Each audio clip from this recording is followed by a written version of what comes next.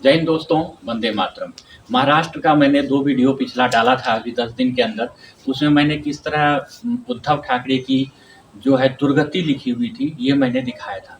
लेकिन अब जो रातों-रात खेला हो गया है महाराष्ट्र में, वो मैं आपको बताने वाला हूँ। महाराष्ट्र के अंदर क्या हो गया है, उद्धव ठाकरे को ये पता चल गया है कि इस बार जो है उसकी सीट कुछ भी नहीं आने वाली है। सेम जिसके साथ गठबंधन करके एक्चुअली राजनीति क्या हुआ ये मैं आपको समझाता हूँ। पिछले बार जब एनडीए से अलग हुआ था उद्धव ठाकरे, तो कांग्रेस के साथ मिलके अपना जो है सरकार उसने बनाया था और अपना मुख्यमंत्री चेहरा होने का जग जाहिर किया था, जिसमें कांग्रेस और एनसीपी शरद पवार जो कि राजनीति के एक माहिर आदमी है, उन्होंने ये भांप लिया कि इसका मनोकांक्षा क्या है, इन्हें मुख्यमंत्री पद चाहिए, बाकी कुछ भी नहीं चाहिए।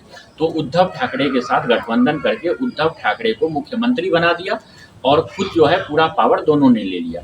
अब दोनों का ये काम था कि उद्धव ठाकरे को हिंदुओं से इतना अलग कर दिया जाए, इतना गिरा दिया जाए कि वो किसी लायक ना रहे, कभी भी वो हिंदू पार्टी बन के ना रहे, और सेकुलर बनने के बाद उसे ना हिंदू वोट देगा, ना ही उसे मुस्लिम वोट देगा, क्योंकि मुस्लिम के दिल से तो पहले ही वो उतरा हुआ है। वहीं क्या हुआ, दूसरी तरफ उद्धव ठाकरे को एनसीपी और कांग्रेस ने मिलके ऐसा वक्तव्य उनसे बुलवाया कि उन्हें बहुत ही जनता के सामने डाउन कर दिया। फर्स्ट तो ये हो गया। सेकेंड, संजय राउत, जिसको इन्होंने मोहरा बनाया, एनसीपी और कांग्रेस ने दोनों ने मोहरा बनाया। मोहरा बनाने के बाद उद्धव सरकार को इतना ज़्यादा गिरा दिया कि उसको 2 खंड करवा दिया, एक शिंदे का शिवसेना और एक उद्धव ठाकरे का शिवसेना, जिसको 2 फाड़ कराने में संजय राउत का बहुत ही बड़ा हाथ था। संजय राउत जानबूझ के ऐसा किया। आप अगर आप बोलोगे कि संजय राउत जो है अपना परफॉर्मेंस दिखाने के चक्कर में ऐसा हो गया, ऐसा नहीं था। संजय राउत मिल गया था शरद पवार और कांग्रेस अध्यक्ष से।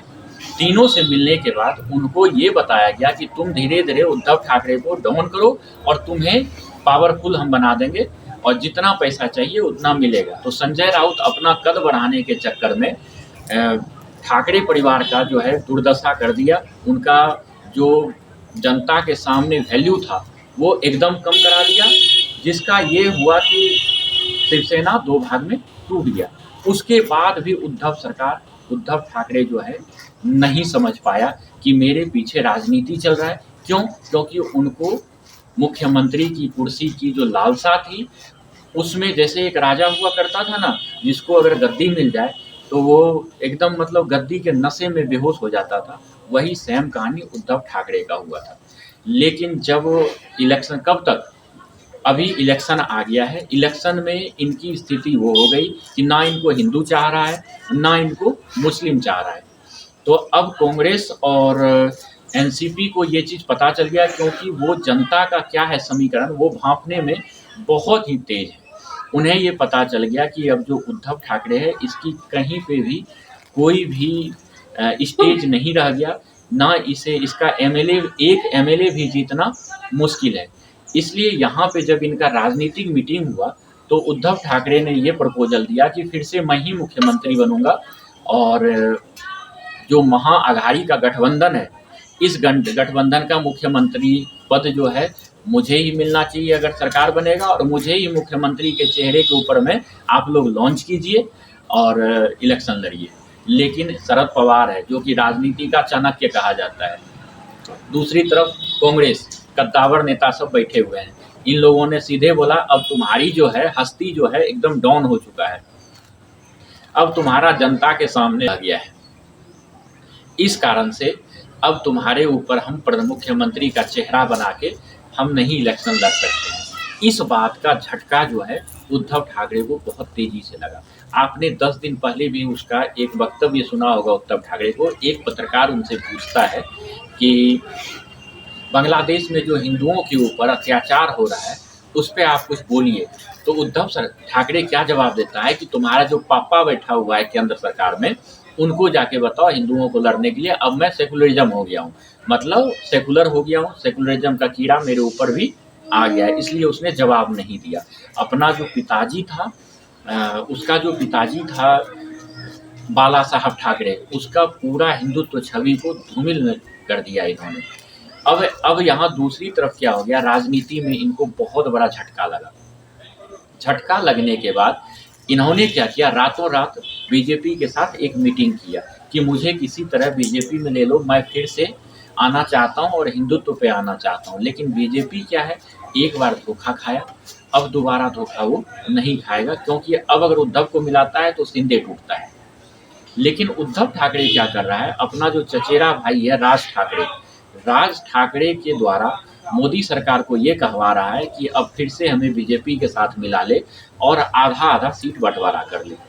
ये तो बहुत बड़ा एक बीजेपी के लिए जो है बैकफुट होगा कि अगर उसको मिला ले और आधा आधा दोनों सीट बांट ले। ऐसा बीजेपी फडणवीस सरकार कभी नहीं करेगा, क्योंकि पिछले सरकार में फडणवीस की बेइज्जती इतनी ज़्यादा हो रखी है कि एक ज़्यादा सीट होने के बाद भी मुख्यमंत्री का चेहरा उन्हें नहीं बनाया गया और डिप्टी चीफ मिनिस्टर उनको बना के रख दिया गया।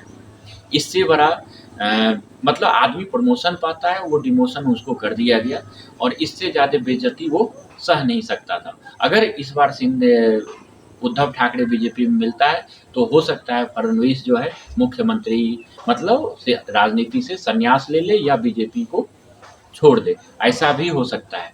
इस कारण से बीजेपी जो है बहुत तेज राजनीति चलता है, जिसका कि चाणक्य अमित शाह को कहा जाता है।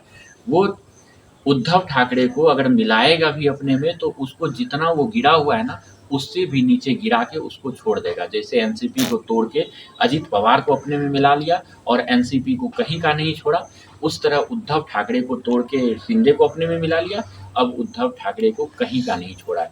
अगर इस इलेक्शन में उद्धव ठाकरे के लिए यही अच्छा होगा कि एनसीपी और कांग्रेस सरकार के साथ ही मिलकर इलेक्शन लड़े और कुछ सीट उनको मिल जाएगा। एनसीपी और कांग्रेस के नाम पे कुछ उनके एमएलए भी जीत सकता है। बाकी बीजेपी में तो आने का उसका रहा नहीं, लेकिन ये पूर्ण अपना प्रयत्न लगा रहा है किसी तरह मैं बीजेपी में फिर से शामिल हो जाऊं।